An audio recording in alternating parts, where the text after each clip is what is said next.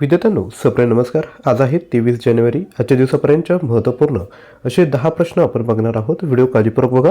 तसेच व्हिडिओच्या शेवटी मी तुम्हाला एक होमवर्क देणार आहे. त्या प्रश्नाचं उत्तर देखील खाली कमेंट करायचं आहे. व्हिडिओला सुरुवात करूया. सर्वात पहिला प्रश्न आहे, भारताने 13 जानेवारी 2026 रोजी पोलिओमुक्त प्रवासाची किती वर्षे पूर्ण केली आहेत? 15 वर्षे, 20 वर्ष, 22 वर्ष की 24 वर्ष? तर याचं जे राईट आन्सर आहे ते आहे 15 वर्ष. लक्षात घ्या, शेवटची केस 13 जानेवारी 2011 हावडा, पश्चिम बंगाल या ठिकाणी सापडण्यात आली आणि वर्ल्ड हेल्थ ऑर्गनायझेशनकडून आपल्याला जे पोलिओमुक्त जे प्रमाणपत्र आहे ते 27 मार्च 2014ला मिळाले आहे. यानंतर पुढील प्रश्न, कोणत्या संस्थेने राष्ट्रीय ऑलिम्पिक शिक्षण आणि विकास कार्यक्रम NOEDP सुरू केला आहे? योग्य उत्तर आहे ऑप्शन बी, भारतीय ऑलिम्पिक संघटना. लक्षात घ्या, NOEDPचा फुल फॉर्म आहे national Olympic education and development programme. उद्देश आहे भारताच्या ऑलिम्पिक चळवळीला बळकटी देणे, खेळाडूंना शिक्षण, नेतृत्व मूल्ये आणि करिअर संक्रमणात मदत करणे.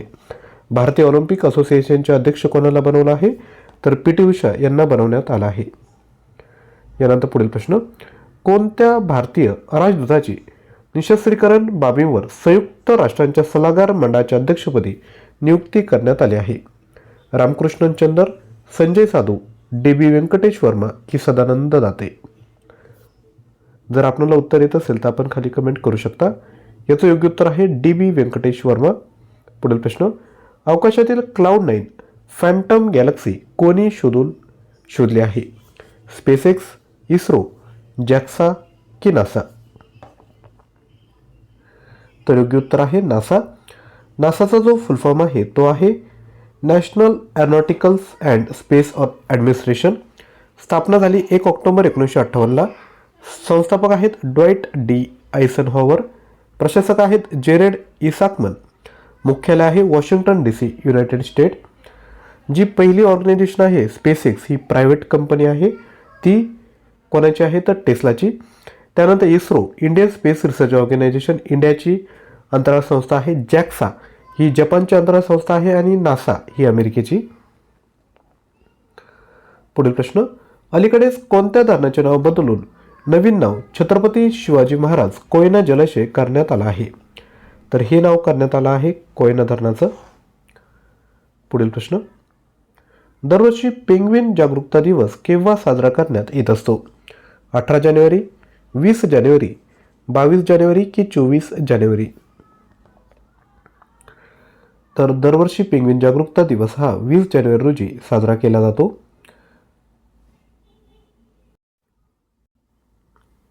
यानंतर पुढील प्रश्न, गुजरातहून पहिल्या प्रवासानंतर भारतीय नौदलाचे INSV कौंडिन्य हे जहाज कोणत्या बंदरावर पोहोचले होते? पोर्ट सलालह, ओमान, पोर्ट ड्रॉरे, संयुक्त अरब अमिराती, पोर्ट सुलतान कबूज, मस्कत की बंदर अब्बास, इराण?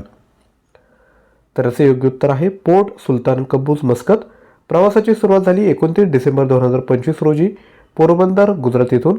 महत्त्व काय आहे तर या जहाजाची रचना प्राचीन भारतीय जहाज बांधणी तंत्रज्ञानावर आधारित आहे, जे प्राचीन भारताचे ओमान सोबतचे समृद्धी आणि सांस्कृतिक संबंध दर्शवते. यानंतर पुढील प्रश्न, भारतीय ऑलिम्पिक असोसिएशनने राष्ट्रीय ऑलिम्पिक अकादमीची औपचारिक पुनर्रचना केली आहे. त्याचे संचालक म्हणून कोणाची नियुक्ती करण्यात आली? विवेक चतुर्वेदी, रामकृष्णन चंदर, संजय साधू की गगन नारंग? तर योग्य उत्तर आहे गगन नारंग. पुढील प्रश्न, प्रगती प्लॅटफॉर्मचा प्राथमिक उद्देश काय आहे? प्रमुख सरकारी कार्यक्रमाचे निरीक्षण, पूर्वावलोकन करणे व तक्रारींचे निराकरण करणे, राज्यांना आर्थिक मदत करणे, संसदीय चर्चा करणे की नवीन सरकारी धोरणे तयार करणे? तर लक्षात घ्या, हे जे प्रगती प्लॅटफॉर्म आहे त्याचा उद्देश आहे प्रमुख सरकारी कार्यक्रमांचे निरीक्षण, पुनरावलोकन करणे आणि तक्रारींचे निराकरण करणे. प्रगतीचा फुल फॉर्म आहे proactive governance and timely implementation. पुढील प्रश्न, भारतातील पहिले क्रॉनिक किडनी डिसीज रजिस्ट्री कोणते राज्य सुरू करणार आहे? राजस्थान, ओडिसा, गुजरात की आसाम? तर योग्य उत्तर आहे आसाम, ज्याचा उद्देश राज्याच्या CKDच्या प्रसाराबद्दल अचूक डेटा मिळवणे, सार्वजनिक आरोग्य योजना विकसित करणे आणि रोगाचे व्यवस्थापन सुधारणे हा आहे. यानंतर काल जे प्रश्न बघितले आहेत 22 जानेवारी त्याची रिव्हिजन करूयात. पहिला प्रश्न आहे, अलीकडेच राष्ट्रीय स्टार्टअप दिवस केव्हा साजरा करण्यात आला? तर तो करण्यात आला 16 जानेवारीला. भारतीय लष्कराने आपल्या लॉजिस्टिक इकोसिस्टीमचे आधुनिकीकरण आणि सुधारणा करण्यासाठी कोणते प्लॅटफॉर्म सुरू केले? त्याचं नाव आहे डीम आणि याचा फुल फॉर्म आपण खाली कमेंट करायचा आहे. यानंतर डॉन बॉस्को विद्यापीठ कोणत्या उपग्रह मोहिमेचे प्रक्षेपण आसाम करणार आहे? तर लचित वन. इंडो तिबेटी सीमा पोलिसांचे नवीन महासंचालक म्हणून कोणाची नियुक्ती करण्यात आली? सुरजित सिंग कपूर. यानंतर बामनवास कंकर कोणत्या राज्यातील पहिली सेंद्रिय पंचायत बनली? आसाम. भारतातील पहिली सौर ऊर्जेवर चालणारी ATM व्हॅन कोणी लॉन्च केली? त्रिपुरा ग्रामीण बँक. दुर्मिळ समुराई मार्शल आर्ट्स सन्मान मिळवणारा पहिला भारतीय कोण बनला? पवन कल्याण.